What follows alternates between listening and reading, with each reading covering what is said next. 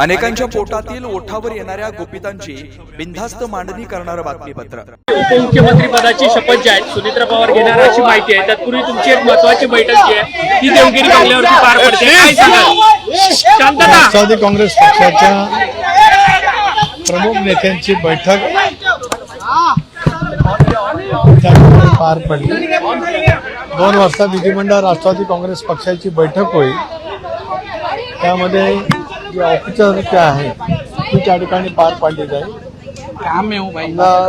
जनतेची भावना या लक्षामध्ये घेता सुनेत्रा पवार यांची निवड त्या ठिकाणी अपेक्षित आहे। हे झाल्याच्या नंतर विधिमंडळ राष्ट्रवादी काँग्रेस पक्षाचं एक जे अधिकृत पत्र आहे प्रदेशाध्यक्ष म्हणून ते देण्यासाठी आम्ही सर्व वरिष्ठ सहकारी माननीय मुख्यमंत्री महोदयांची भेट घेऊ आणि मग त्यानंतर बाकीचं मुख्यमंत्री महोदय त्या संदर्भातला निर्णय त्या ठिकाणी घेतील। एक बात, राष्ट्रवादी काँग्रेस पक्षाच्या वतीने आमचे नेते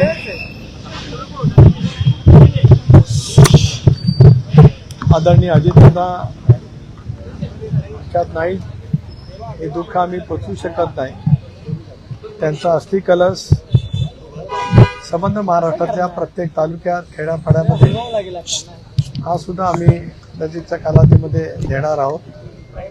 महाराष्ट्र आपला मानून महाराष्ट्राला गतिमान विकासानं भूक करण्याचं त्यांचं नेतृत्व हे विलक्षण पद्धतीचं राहिलं।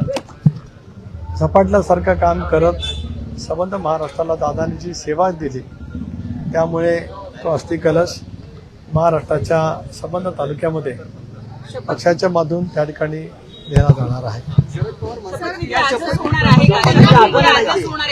एक भाग असा आहे की मी आज एक व्हिडिओ पाहिला, त्या व्हिडिओमध्ये जे बैठक दाखवलेली आहे त्यानंतर आपल्याला सर्वांनाच भीतीत असेल की ज्यावेळेला कृषी प्रदर्शन बारामती येथे त्या ठिकाणी झालं त्याच वेळेला ती चहा पाण्यासाठी बैठक झाली आणि त्यानंतर दस्तूर खुद्द आदरणीय अजितदादाने एक पत्रकार परिषद घेतली होती आणि त्या पत्रकार परिषदेमध्ये स्थानिक स्वराज्य संस्थांच्या निवडणुका ज्या आता होत आहेत त्या संदर्भामध्ये चर्चा झाली अशी स्पष्टपणाचा खुलासा किंवा माहिती पत्रकारांशी संवाद करत असतानाच आदरणीय अजितदादांनी त्या ठिकाणी केलेली होती। हे आपल्याला सर्वांनाच ते विदित त्या ठिकाणी आहे। सर, स्वतः शरद पवारांनी सांगितलं होतं की दोन्ही राष्ट्रवादी स्वतः शरद पवारांनी सांगितलं होतं की दोन्ही राष्ट्रवादीचं विलीनीकरण जे आहे ते होणार होतं। 12 तारखेला घोषणा पण होणार होती। एक भाग असा आहे की त्या दिवशी जी चर्चा झाली त्याच्याबद्दलची स्वतः माहिती आदरणीय अजितदादांनी त्या ठिकाणी पत्रकार परिषद घेऊन बारामतीमध्ये त्या ठिकाणी दिलेली आहे। आज हे सगळं झाल्याच्या नंतर सविस्तरपणाने आम्ही या बाबतीमध्ये आपल्याशी बोलू। पण ज्या पद्धतीने सगळ्या घडामोडी घडतात त्यामध्ये तुम्ही प्रामुख्याने सुनील तटकरे आणि प्रफुल्ल पटेल यांच्यावर देखील टीका होताना पाहायला मिळते।